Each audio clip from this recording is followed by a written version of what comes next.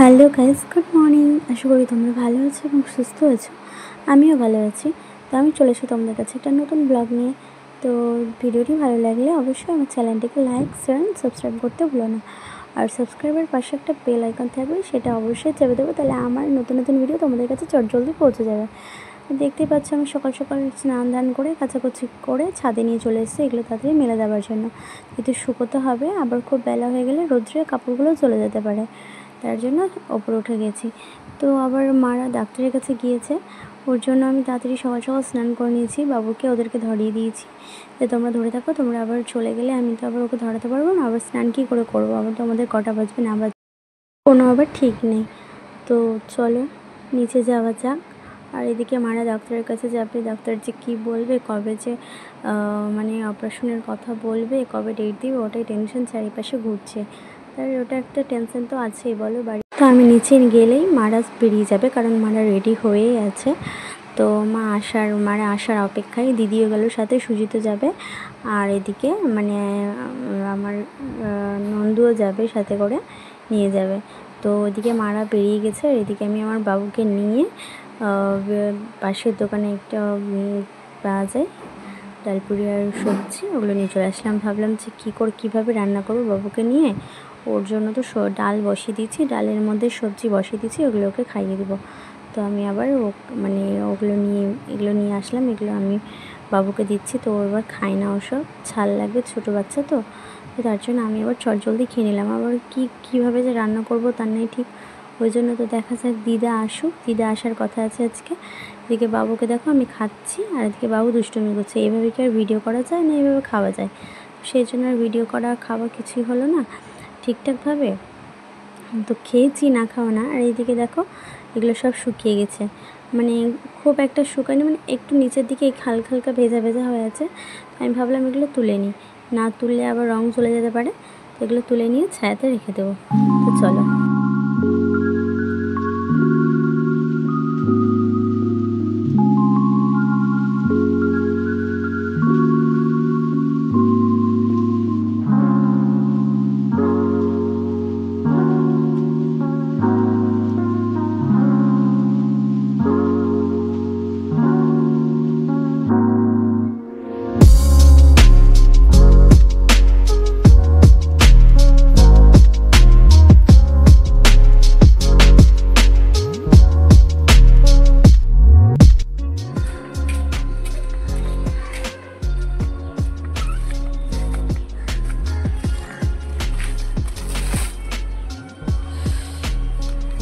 প্রচণ্ড গরম পড়েছে। এটা হচ্ছে আমাদের বাড়ির পেছন দিক, দেখতেই পাচ্ছ জঙ্গলে ভর্তি।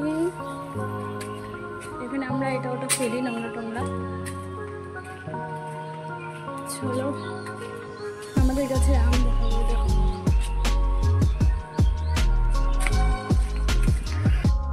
তো চলো তোমাদের আজকে দেখাই কি কি রান্না হয়েছে। এখানে দেখতে পাচ্ছ গরম গরম ভাত আর পটল ভাজা, এখানে হচ্ছে শাক। এগুলো কিন্তু সব আমি করেছি, যেটা আমি করেছি সেটা বলবো আমি করেছি, যেটা আমি করিনি সেটা কখনোই আমি বলিনি যে আমি করিনি। এই যে মিশানো সবজিটা, এটা আমি কিছুটা করেছি আর দিদাও কিছুটা করেছে, মানে দুজন মিলেই করেছি। তো চলো, মিশানোটা একটা বাটিতে আটেনি, সেই জন্য আরেকটা বাটিতে ঢেলে রেখেছি। আর এখানে দেখতে পাচ্ছ ডাল করে নিয়েছি, মানে ডালটা অনেকটাই ছিল তো ওই জন্য এত বড় একটা জিনিসে রেখেছি। নাহলে কিন্তু আমরা ডালটা এরকম সে রাখি না, কারণ বাড়িতে লোকজন বেশি থাকলে বেশি করতে হয়, তার জন্য বেশি করেছে জন্য বড় জায়গায় ডালটা রেখেছি, কিন্তু আমরা ছোটো ছোটো জায়গায় রাখি। এখানে দেখতে পাচ্ছ এখানে হচ্ছে কি আছে বলো তো, তোমরা কেউ গেস করতে পারছো এখানে কী রেখেছি?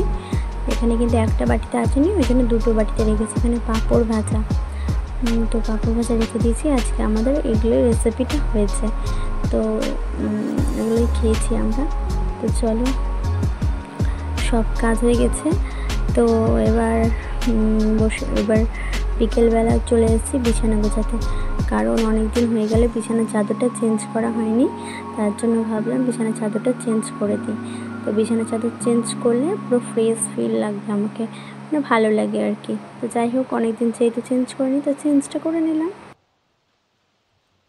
তার মধ্যে বড় ব্যাপারটা হলো যে আমি সকালবেলা একদমই টাইম পাই না, কারণ সুজিতরা ঘুমিয়ে থাকে, তার মধ্যে বিছানার চাদর মানে ওদেরকে তুলে বিছানার চাদর পাতা পসিবল হয় না, ওই জন্য আমি মানে বিকেলবেলা করে নিচ্ছি। বাবুকে একটু বাইরে ঘুরতে পাঠিয়ে দিয়েছি, আর এর ফাঁকে আমি বিছানার চাদর টাদর সব পেতে বাড়িঘর ঝাড় টাড় দিয়ে পরিষ্কার করে নেবো।